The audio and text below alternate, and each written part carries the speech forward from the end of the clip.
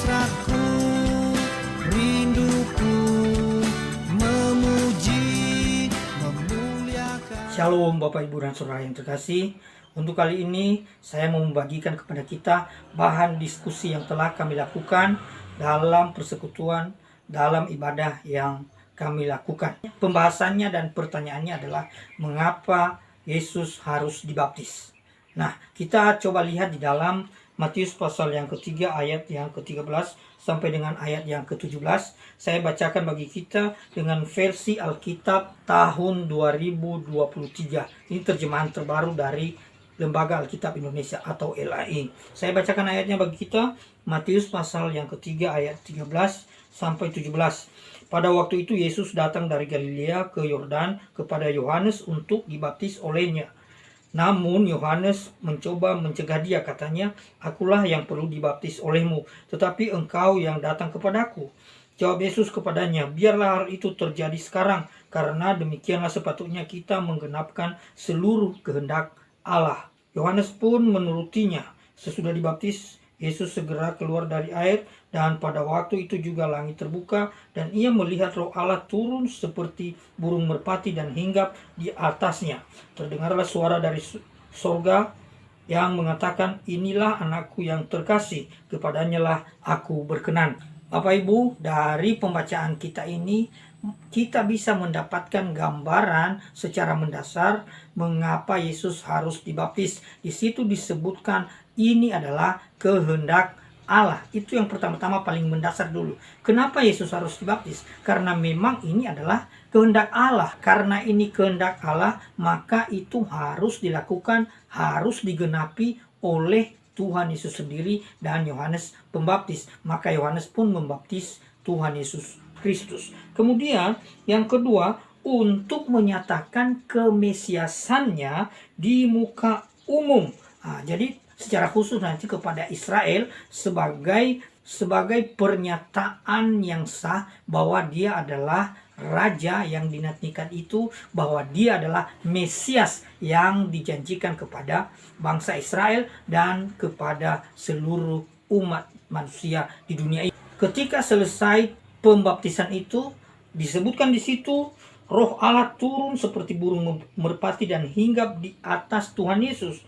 Terdengarlah suara dari surga yang mengatakan, "Inilah anakku yang terkasih, kepadanya lah aku berkenan." Jadi kalau yang pertama tadi untuk menyatakan kehendak Allah, yang kedua untuk menyatakan kemesiasan Kristus dan menyatakan penggenapan janji Allah kepada Israel dan kepada seluruh umat manusia. Kemudian yang ketiga ini untuk menyatakan secara sah perkenanan Allah kepada Tuhan Yesus Kristus. Lalu kemudian yang keempat untuk menyatakan dimulainya pelayanan Tuhan Yesus di muka bumi ini. Jadi segera setelah dibaptis, ia dipimpin oleh Roh ke padang gurun untuk berpuasa dan dicobai. Setelah itu dia kembali, lalu dia memulai pelayanannya.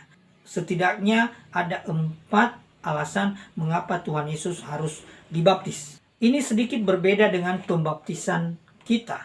Kalau kita dibaptis, itu berbeda dengan Tuhan Yesus dibaptis. Sudah kita uraikan, sudah kita ungkap tadi alasan-alasan mengapa Tuhan Yesus dibaptis. Kalau kita dibaptis, itu merupakan satu paket dengan kepercayaan, pertobatan, dan dimulainya kehidupan yang baru dalam hidup kita.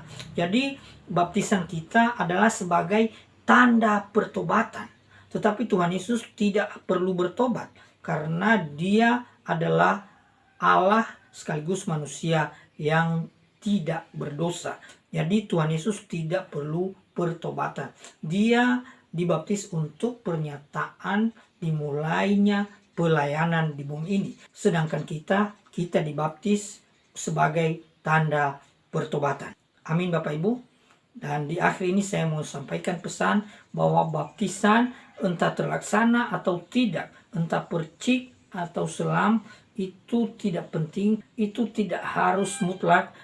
Tetapi yang sangat penting bahwa kita dibaptis sebagai tanda pertobatan, dan itu harus kita lakukan selama ada kesempatan.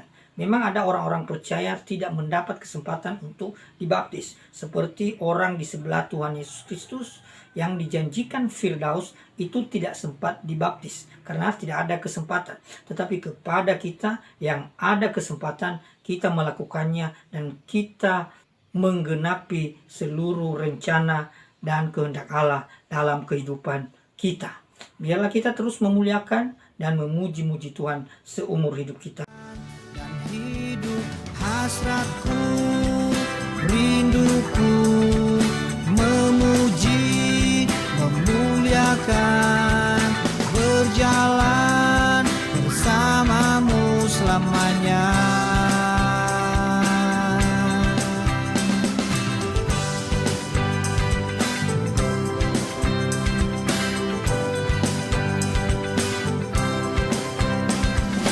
Ada hasrat di dalam hatiku,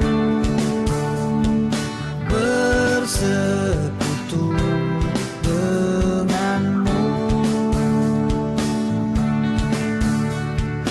Ada rindu di dalam jiwaku, menikmati hadirmu. Engkaulah Tuhan, jalan kebenaran dan hidup hasratku, rinduku, memuji, memuliakan, berjalan bersamamu selamanya.